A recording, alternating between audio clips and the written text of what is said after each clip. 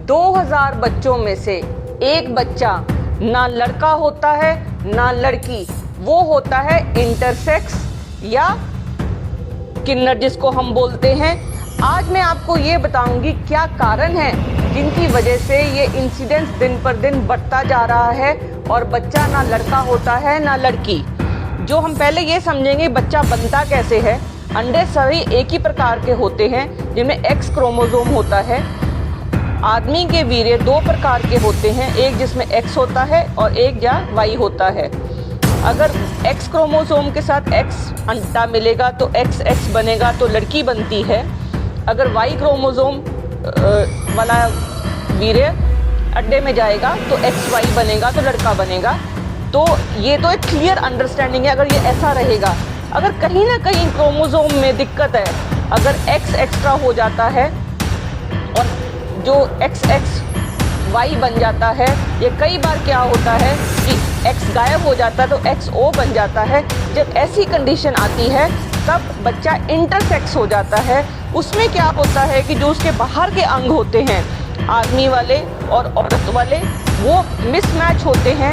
अंदर बाहर से वो दोनों सेक्स के ऑर्गन भी हो सकते हैं और अंदर कई बार अंदर फीमेल ऑर्गन होते हैं और बाहर मेल ऑर्गन आ जाते हैं।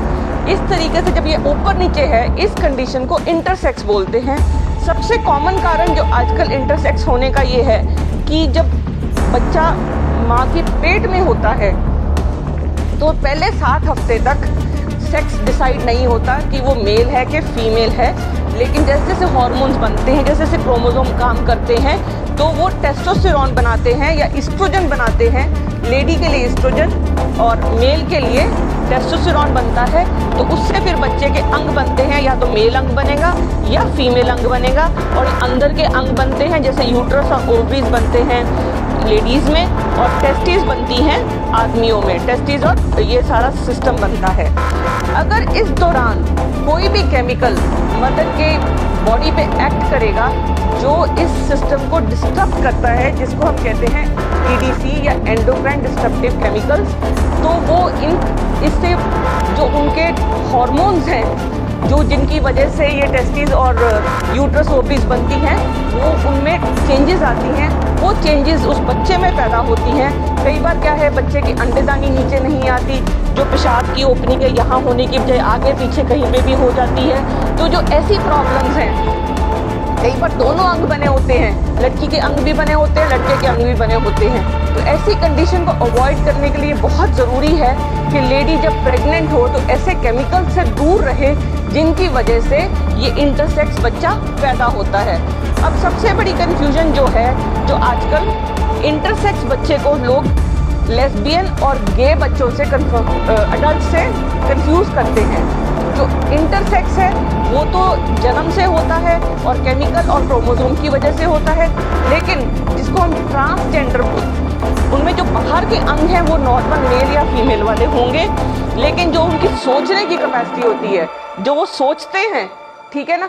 तो अगर एक लड़का है, वो उसके अंदर उसको लगता है कि मेरे अंदर लड़की वाले गुण हैं, तो उसको ट्रांसजेंडर बोलते हैं। ये कई बार लड़की फील करती है कि उसके अंदर लड़के वाले गुण हैं, तो वो फीमेल ट्रांसजेंडर है।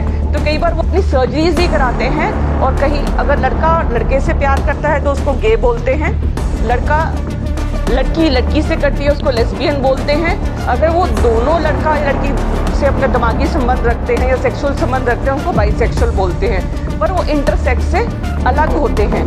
ये वीडियो में मैं ये बताना चाहती हूँ कि हमारे बहुत सारे केमिकल्स हैं डे टू डे लाइफ में।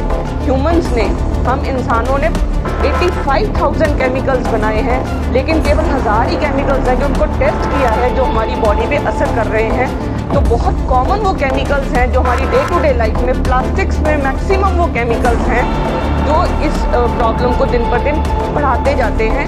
और इस प्रॉब्लम को हमारी अवेयरनेस, खासकर जिन बॉटल्स में BPA है, और दूसरा थैलेट्स हैं, और तीसरा ब्रोमिनेटेड कंपाउंड्स हैं, ये तीनों कंपाउंड्स और लेड, ये 4 चीज़ें ऐसी हैं जिनको हम EDC बोलते हैं या एंडोक्राइन डिसरप्टिव केमिकल्स बोलते हैं।